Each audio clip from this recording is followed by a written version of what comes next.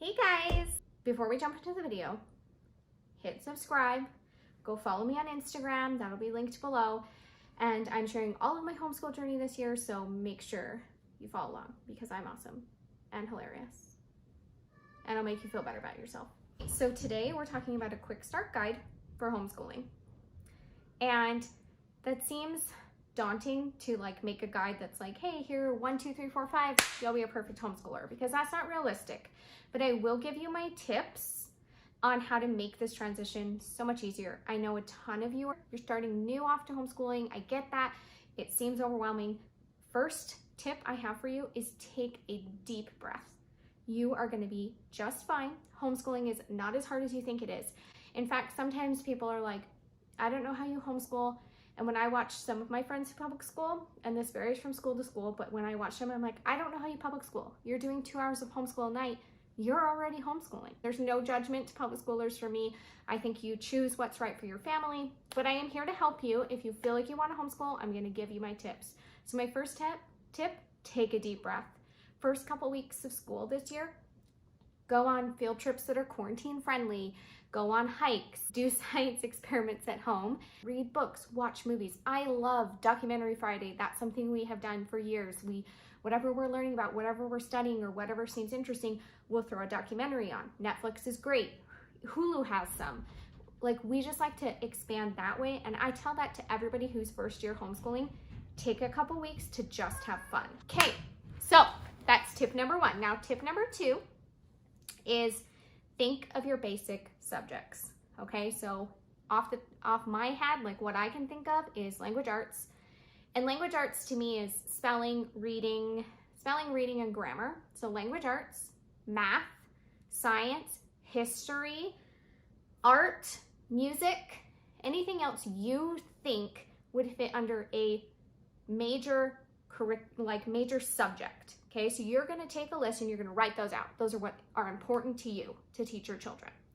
Okay, after you have that list, you can set a goal for each subject or just set an overall goal for the year.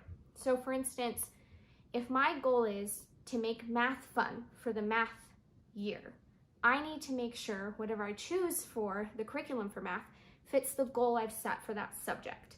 I like to do overall goals for the whole year, and I usually tie that to my theme of the year. I theme every year. I've done Renaissance years.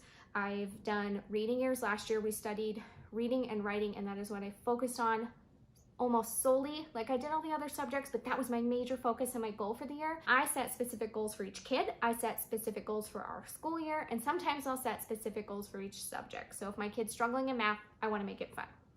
Okay, so as a new homeschooler, you kind of look around and you see all these different types of homeschooling and all different examples of homeschooling, and you're like, where do I go? What do I do? And what are all these new words? There are words associated in the homeschooling community. Growing up in it, it never seemed to be okay, you wouldn't understand what that means.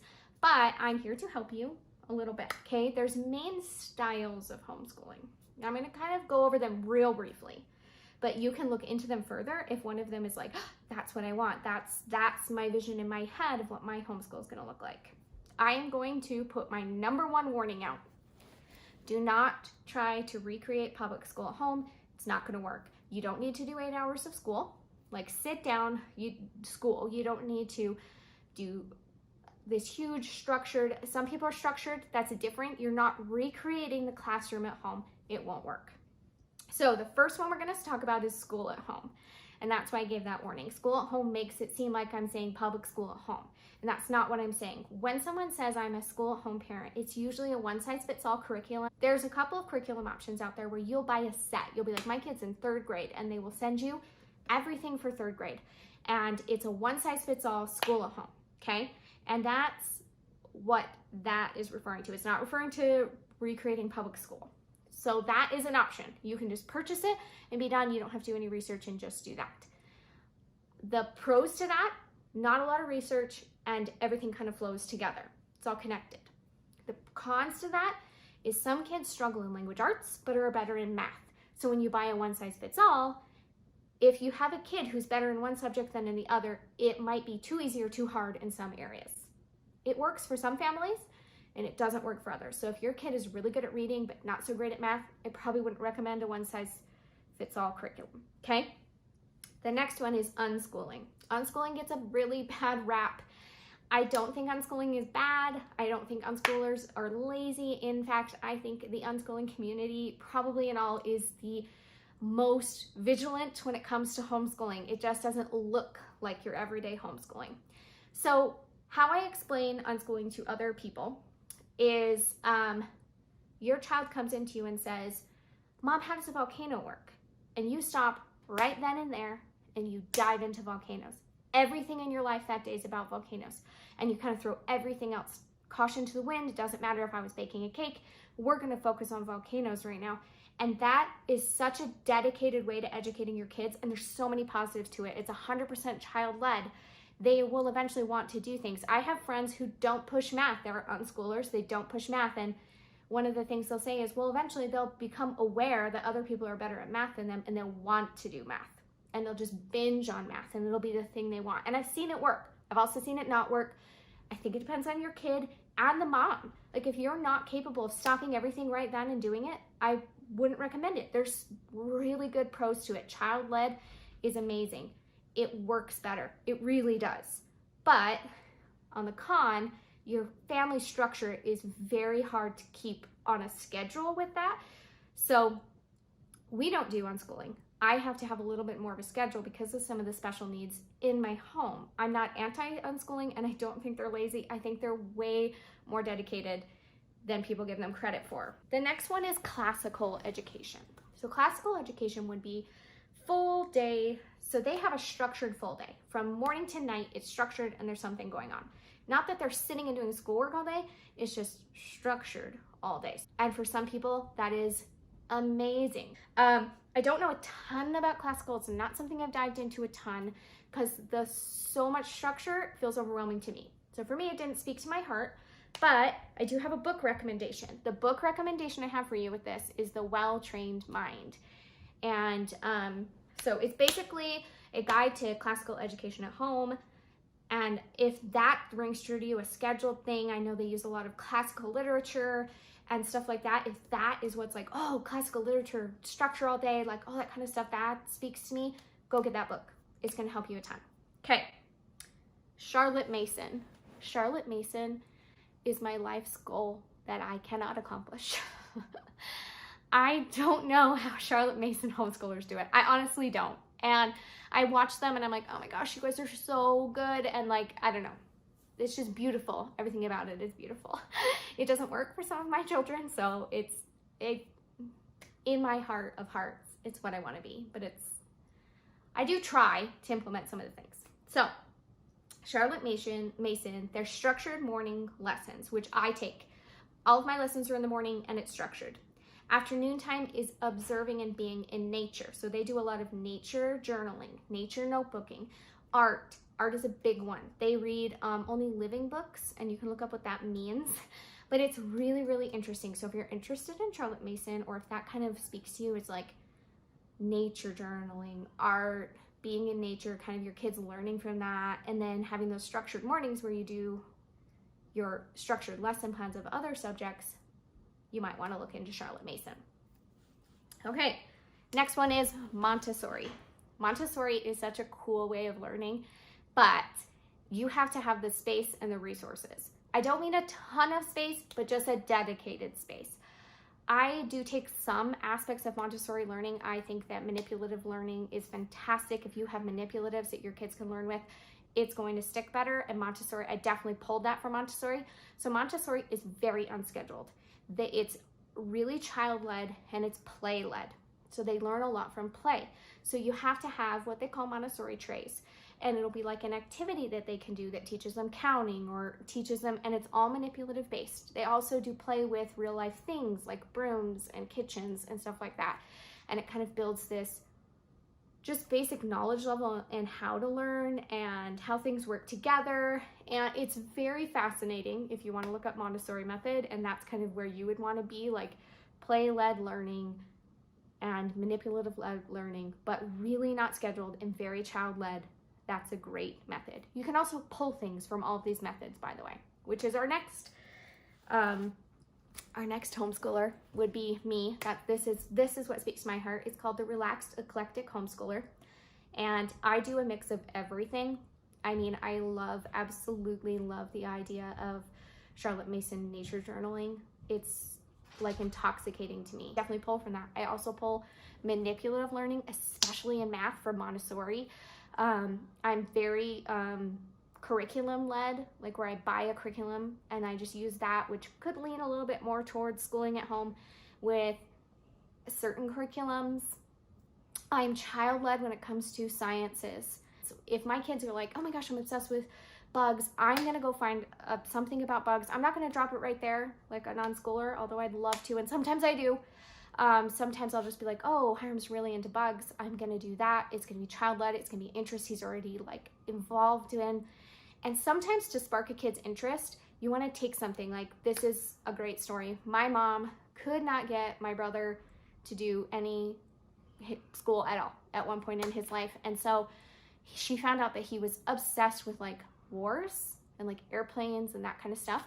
And she then found everything she could that were different subjects that was tied to like war airplanes and war this and war that. And we did everything that year based on that. And he did math that way. If you have a kid that's real difficult, like to get motivated, that might be something you can do, is being like, okay, what I want to do is motivate him. That's my goal this year. So what will motivate him? Lizards. I'm going to find lizard math books. I'm going to find like lizard math manipulatives. I'm going to find all those things, and then it'll kind of motivate him in all the other subjects he has. So Relaxed Eclectic, we just pull from everything and we can just kind of do our own thing. We're weird. So Waldorf, I'm not super familiar with. I do know they are very consistent and they have a really structured rhythm so that you can then have a better schedule and be able to manage other things. So if you have other responsibilities as a parent that make it so I have to be done here, like I have a part-time job in the afternoons, and that Waldorf might be a great method for you because it's very structured, it's very rhythm-based, and it's very, it's easy to handle if you have big responsibilities in other parts of your lives. Okay, multiple intelligences. This is an interesting method. So multiple intelligences leans heavily on a child's natural talents. So if you have a child who is extremely gifted in art, you are gonna lean really heavy on the art side with that child, and you're gonna let them grow that natural talent that they have. And the other things are gonna kind of take a back burner to that one thing. Now, other people might see these methods differently than me, and I think that's totally fine. By the way, I'm not saying this is 100% doctrine on these. This is just kind of my observation as I'm watching these kinds of homeschoolers in my community. Okay, another one is Thomas Jefferson. I don't know a lot about Thomas Jefferson education. I do know there are some books you can grab on it, but I do want to mention it. Another way of schooling, which I also pull from, is epic schooling. Now, epic schooling, you're going to take everything that you learn in a day and you're going to tie it to the theme of your year, and everything in that year is going to tie to it. So if you're learning about the Renaissance, your entire year is going to be about that. You're going to dress up like the Renaissance. You're going to, everything you do, reading, everything, math, you want to tie everything as much as you can into that one, and you're going to make it epic. So you're going to make it big and grand and as close to real as possible for the child, and try and pull that in so they feel like they were in it and then they understand it. I always use this example. My mom did some epic homeschooling while we were growing up. She wouldn't have called it that, but I look back on it and I'm like, oh, that's what it was. We learned about the Civil War. So she taught us all about the Underground Railroad. We studied it for months, and at the end of the unit, she created an Underground Railroad in our neighborhood. And she had one group being slave hunters and then the one group as the escaping slaves. I was in the group of escaping slaves, and we went from house to house to have the special lights on or the special tags that like we had learned about all year. And we went around the neighborhood, and then we had to we lived on a canal. So we got on a boat and we rowed across to our house and had a big party of getting to the land of the free or the North. So it was really interesting because I still to this day remember it. I was 7.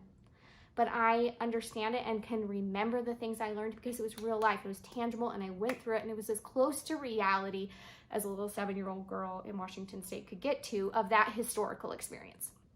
So epic homeschooling takes a lot of commitment, but I love it and we do use it and our school group uses it. So I do put those things into action as much as humanly possible in my kids' lives, because I think that's a better way to learn, is to try and make it reality. And it's one of the reasons I love teaching history. It's my favorite subject. Most people will say history is boring.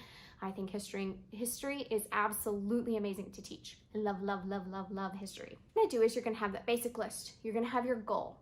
You're gonna kind of lean towards whatever style you want. And you don't even have to pick that. I'm just giving you the styles so that you understand the styles that are out there. And then you're gonna look for curriculums. Now, or build your own curriculum, or just set goals and schedules for the year, however you're doing it, okay? So if my goal is to be an unschooler, what I'm going to do is then build my year around being able to stop and do what the kids ask. So one of the things I think that would be beneficial if I'm going through what I need to get this year would be to have books, just books and books and books of stuff, so that if my kid goes, hey, how does a volcano work? I can be like, oh, that's a really great idea. Let's go to our bookcase. Let's find a book. Let's read a book. Okay, then let's go do a science experiment. So I might need to have a lot of science experiment supplies on hand. And then go from that to watching a movie. So maybe making sure I have like a Netflix account or a Disney Plus account that has these resources available to me. So if I'm gonna say I want math to be fun, I'm gonna research every math curriculum and find the one that I think is the most fun for my child's definition of fun, because we all know every kid has a different definition, and I'm gonna find that, and that's gonna be my goal, and I'm gonna hit that hard this year. So that's kind of how I feel like you can kind of find your way. If you find your goal or your theme, or there was a year that I decided, you know what, I want like to go through and learn about all the states, and it'll be fun, and we'll learn the state song. So I found a state song I liked. I made cards that had the states with their capital on them, and we went from state to state to state every week. And I had a little flat Stanley, and I went out to the homeschool community on Facebook, and I got a list of people that were willing to switch flat Stanley from state to state to state for me, and my kids got pictures and emails, and the whole year was about the states for my kids, and they loved it, and it was so fun. But that was my goal. My goal was for them to understand the 50 states, the national anthem, the Pledge of Allegiance, like the state song, and like I had all these little goals that went into it. And I had math curriculums that had like math workbooks. I mean, we always use sex and math, but I'll have like fun math workbooks I can use on the side that were related to it, and journals that looked like, you know, the United States, and like everything kind of tied together that way, because that was my goal for the year. So when you really kind of find your goal, then you find everything else. Then everything else kind of comes from that, because you get excited, or you know your kid's gonna be excited. So you start building up this whole year around it, and then you're good to go. Now, make sure that when you're planning your year, you're realistic about what you can get done, because I always bite off more than I can actually do in a year, 100%. So don't feel guilty at the end of the year if you look and you're like, oh my gosh, we never even opened that book. I have multiple books that are like that. I'm like, oh my gosh, I forgot I even bought this. Sometimes I find stuff 2 years later. I'm like, why would I have bought this? Oh my gosh, I totally forgot to do it that year. And it's very funny what you find. But that's why I share stuff on YouTube, so you guys know what I actually used, what I didn't use, and what worked for me. It doesn't mean it won't work for you. Let me know if you have any more questions about your quick start guides, what could help you. I'm gonna start sharing what I do in my schedule, a real day in the life of homeschooling, what I do to prep for the school year, what I shop for. So just drop a comment below of what you guys want to see, and if you have any other questions that you want me to answer. And make sure you like and subscribe.